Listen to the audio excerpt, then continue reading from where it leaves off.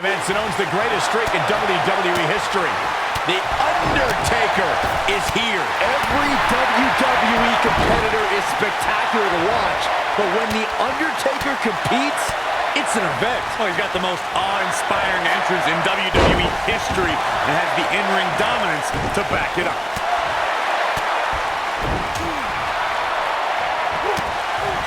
Oh, break your crown. What a strike. Now it's Shane McMahon with some reason for concern. He may have to start reevaluating his game plan. You hate to think this way, but part of me thinks he might be over his head inside that steel cage. This is all part of the process.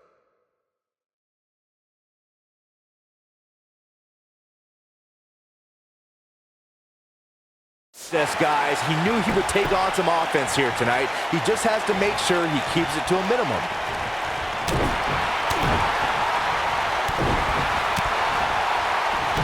Shane McMahon turns it around. Shane McMahon in some trouble here. And at this point, how much more does he have to give? He better be careful. If he's not, things can very easily go from bad to worse for him inside that cage. Yeah, he's clearly not on the right side of this match right now, which is a little surprising to me.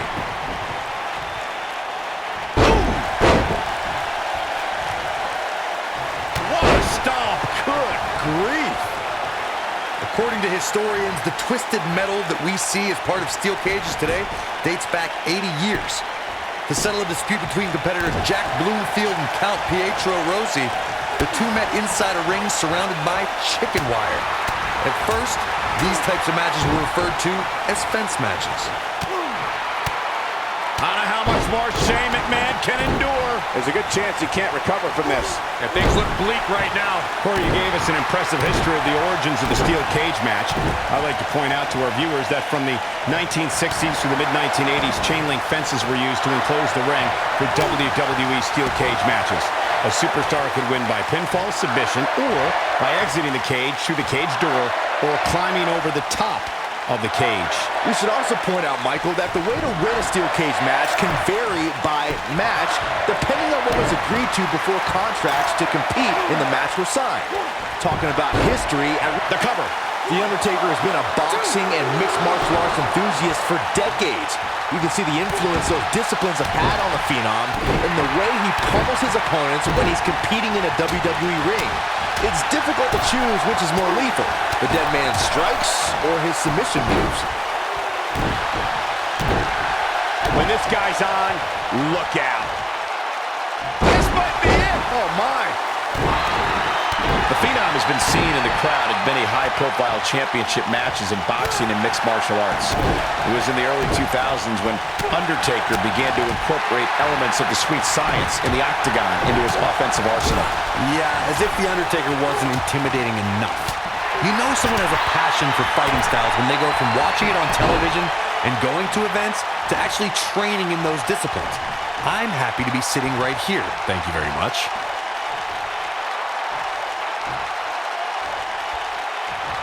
The steel cage is a massive enclosure that stands 15 feet in height.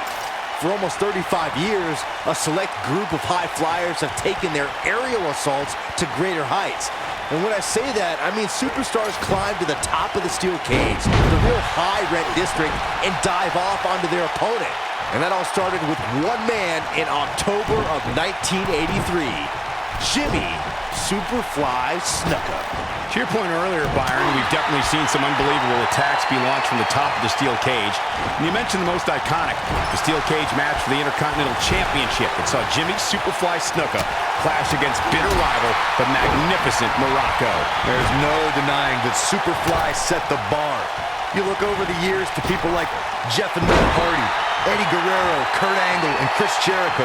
They continued to push the envelope and executed unbelievable attacks from the top of the cage.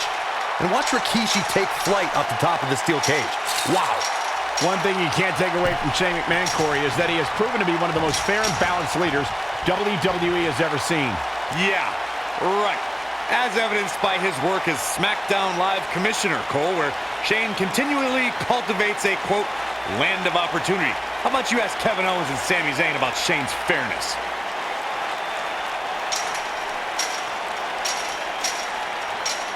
You guys brought up a great point about SmackDown being the land of opportunity, thanks in part to Shane McMahon. And he survived the cage. A lot of good action in that one. Here's another look. That match wasn't very